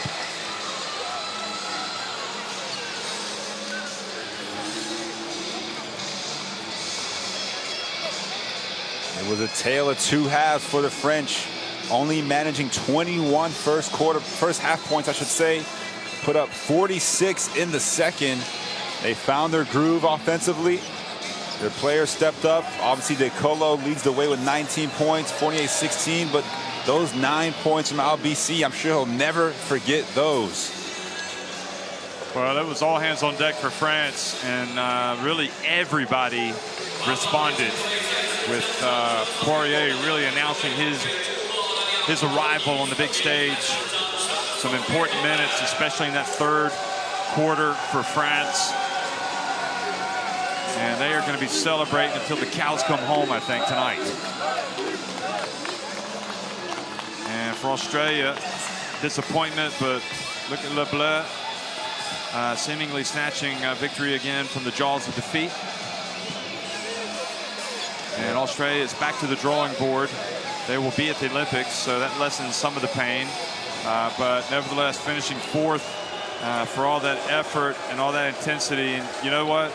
The saying goes, you got to learn to lose before you win. But they must be thinking, well, we have lost these big games. When are we going to get our chance to get on the podium. It's particularly astounding considering that they have 4 NBA champions on that roster in Baines, Mills, Bogut, and Baines. So, of course, sorry, Dellavedova. I said Baines twice there, but Dellavedova, check out the stats. The three-pointer started falling for France in the second half. They hit 9 on the night. They came in as the best three-point shooting team in the tournament, and you can see why. Different guys knocking them down. Rebounding numbers fairly even. The bench scoring, the huge difference. Did Australia just run out of stamina down the stretch there? 38-9 again. Al-BC with his 9, De Colo his 19 off the bench, and Poirier with 8, all contributing to that. Ingles had a great first half, went much quieter in the second, finishes with 17 points, 5 rebounds, 3 assists for him. Patty Mills, his lowest scoring output since that Germany game day 1, where he had 15 points. And here you see Gobert and Batum and Parker having a quick catch up. A couple of legends, Paul Lacombe as well. French basketball family doesn't go away. And it's great to see Parker come back and support the national team, even as a fan. It's a long way to come, isn't it? Yeah, I mean, same with Manu Ginobili in Argentina. Again, the love and respect that they have for these guys. You know, Tony Parker so instrumental in building up this French program. Obviously was born in Belgium, just got to put that out there. Well, because you're a Belgian. Yeah, could have been teammates, but you know. I see what you did there, Tony. You know, it's we're gonna have the medals, the bronze medals awarded after this game. This is something that we started 5 years ago, and lo and behold, it's the same team accepting those medals. And you know, that was also a very, very impressive win over Lithuania 5 years ago when Lithuania were on top. That's right. So they have really done themselves proud, France, yet again, to come back and get third place.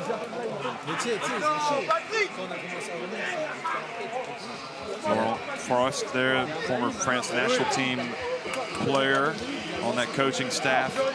There's Vincent Collet, and you know, he led the team to the gold or to the title at FIBA Eurobasket 2013, and he always has France in the running. And that continuity, that experience, it helps. Look at Nick Batum as well, taking a seat. The old man has to sit down, catch his breath. I guess finishing third makes it all worthwhile coming to this World Cup for France. Well, if we talked about even yesterday in the 5th place and 7th place games, ending on a win still means so much. And now France, 6-2 record. It's definitely been a positive World Cup result for them. And you know, you're one of the 3 best teams in the world. That's not too bad. Yeah, they can. We'll have to see how it impacts the FIBA World Ranking presented by Nike. But one thing's for sure, they're going to have a lot more points in the ranking after this performance at this FIBA Basketball World Cup. And so will Australia. I mean, they've gotten a lot of points, and it's hard to draw on the positives for Australia, but you have to celebrate you know, some great performances overall by many of their players. Pat Mills, Nick Kay really emerging. Mitch Creek was really solid. You know, Dellavedova obviously excellent. Bogut in one of his last tournaments, we would expect. You know, I'm guessing he'll play at the Olympics. We'll see. He probably takes it year by year. You know, he looked really good. Aaron Baines, probably better at the front end of the tournament than at the back. Yeah, I'm almost wondering if Baines must have suffered some kind of injury along the way, because he just was not the same player in these last couple of games. I mean, even tonight, I think he only played about 13 minutes, 2 of 4, 5 points for Baines. Joe Ingles, tough player. So anyway, we're going to have the third place ceremony now. And presenting them will be Ming Young, Zhao Wen, and Ingo Weiss. Ming Yun, Standing Vice President of the LOC, Deputy Secretary General of the Beijing Municipal People's Government, Zhao Wen, Standing Vice President of the LOC, who is the Director General of the Beijing Sports Bureau. There's Tony Parker. He'll just be in the background. And Ingo Weiss is the FIBA treasurer. So I guess he's been keeping the medals locked up. He's going to let them go now. Well, they were sky high after the win over the USA. They fell flat. Well, you know, it was Argentina that really just took them out of their game, and it kind of lasted for the better part of 25 minutes today, but they finally came out and started playing French basketball, and it was too much for Australia. Nick Batum really lit the touch paper. Number 5, the veteran. That great block on defense, made some big shots, made some great passes. Frank Ntilikina just showed us what this country is just blessed really with amazing players, youth players. Amat Mbai. Successful season for him. Yeah, came up big for Virtus Bologna in the Basketball Champions League. Really shown in the European qualifiers opportunities. Also Evan Fournier was terrific. Nando De Colo, what can you say about him? Just a perennial French national team player. Just a star really for whichever team he plays for. Poirier, like Ntilikina, his career really starting to take off. Andrew Albasi, can't help but be happy for him. Played at Eurobasket 2011, then returned for the European qualifiers, and really came up trumps for this team. Louis Labarrie, Mathias Lesour. Both of those guys played their roles. Rudy Gobert, he had some ups and downs, more ups and downs. Came out and made some big plays at the end today. Axel Toupin as well as Paul Lacombe, one of their stars in the European qualifiers. Didn't get that many minutes, but that was understandable because Fournier primarily was in his way of getting those minutes. And Vincent Collet has once again done a terrific job as the coach of this France national team. So, interestingly enough, Fournier deciding he doesn't want to wear the medal, tucked it into his sock. But all these other players, you can see how much it means to them. A lot of jubilation on that stage. And I'm glad that they're asking the assistant coaches also to come out. All of them and all of the staff, because it takes everybody in those blue shirts to make this a successful journey.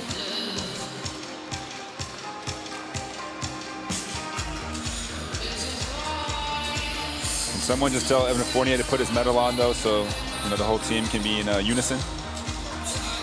Interesting that I think it's the Australian singer in the background for this Sia, for this awards presentation. Your pop culture knowledge is quite impressive. Yes, my daughter told me that. Look at that, France, FIBA Basketball World Cup, 3rd place, and needless to say, there's going to be a party tonight for the Le Bleu. Yeah, I'm not sure if Fournier's been able just to bounce back from that semifinal disappointment. You know, clearly felt France was the best team in this tournament.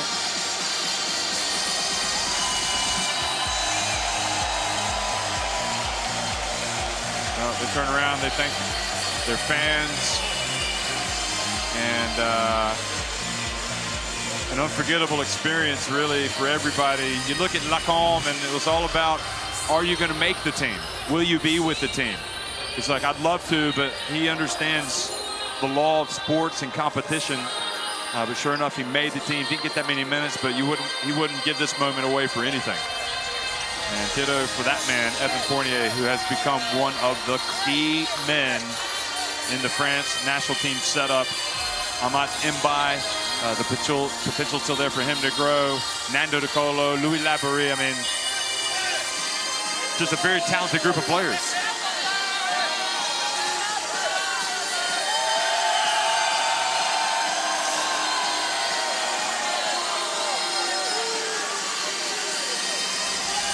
It's extraordinary, isn't it? How they could be losing by 15 points in this game and dig in and come back and finish on the podium at the FIBA Basketball World Cup here in China. And you're happy for those people as well. They've come out, they've made the trek, and they have watched their team get a famous victory.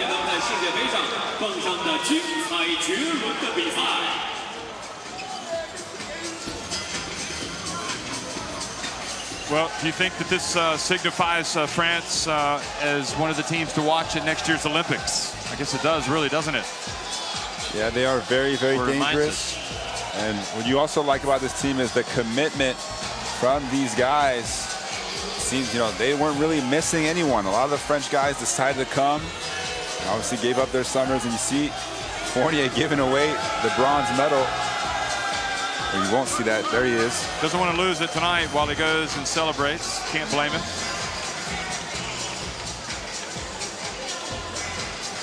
think a lot of fans were asking for that medal, but they're not going to get it. Might get some shoes.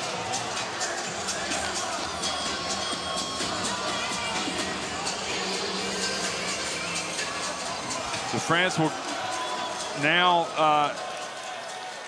certainly be over the moon with this performance. They wanted the gold. They beat the U.S. I mean, they've left with some incredible memories. They beat Lithuania. They beat the USA. They came up short against Argentina, but they really dug in and beat just a great Australia team. And I have to admit, I thought Australia would win this FIBA Basketball World Cup, and they have had 2 tough defeats. And I don't know where you go from here if you are Australia. You just have to keep plugging away. Yeah, I mean, obviously the one guy they were missing, Ben Simmons, don't even know how he really potentially could help this team. You know, he's a great playmaker, dynamic, very explosive, probably their best athlete. So perhaps he could have, and we'll see if they decide to bring him to the Olympics next summer. That was Nick Kay, one of his many contributions. Pat Mills, and you know, time is not, you know, it's ticking away on Australia here with this really talented generation of players, and you do kind of hope that they're going to get to the podium to experience the joy of, you know, that they've been deprived of. Of course, you don't want to forget their accomplishments over the years. Oceania Championships and FIBA Asia Cup, they won it for the first time in 2017 in Lebanon, and they didn't just win it. I mean, they just cruised to the title. But clearly, at an Olympics or a FIBA Basketball World Cup, that is what they really dream of. And, you know, eventually you feel like they're going to get there. And you hope so, really. Yeah, you mentioned, you know, the age factor. Patty Mills, you know, pretty much their superstar. He's getting up there. 31 years of age. Bogut 34. You know, Golding's 30. Baines 32. Ingles 31. That's, you know, a lot of guys in their 30s. So you'd assume the Olympics next year is their best bet at glory. But, you know, there's a strong academy over there in Sydney. They produce a lot of talent. You know, there's a couple guys actually who weren't here. Dallas Mavericks shooter. So we'll see moving forward if they're able to kind of recover from these disappointments and kind of go back to the drawing board. Yeah, you're talking about Ryan Broekhoff. Exactly. Yeah, I mean, that's, you know, very true, but I think they still had the players to do it. They just didn't get it done, and it's just the nature of competition, isn't it? So there's the medal. Good close-up of what the French have left with. And again, the showpiece game of the day, the title game coming up between Spain and Argentina. So that will tip off at 8 p.m. local time here in Beijing. But for now, it's all about France. And congratulations to them. They have won 3rd place.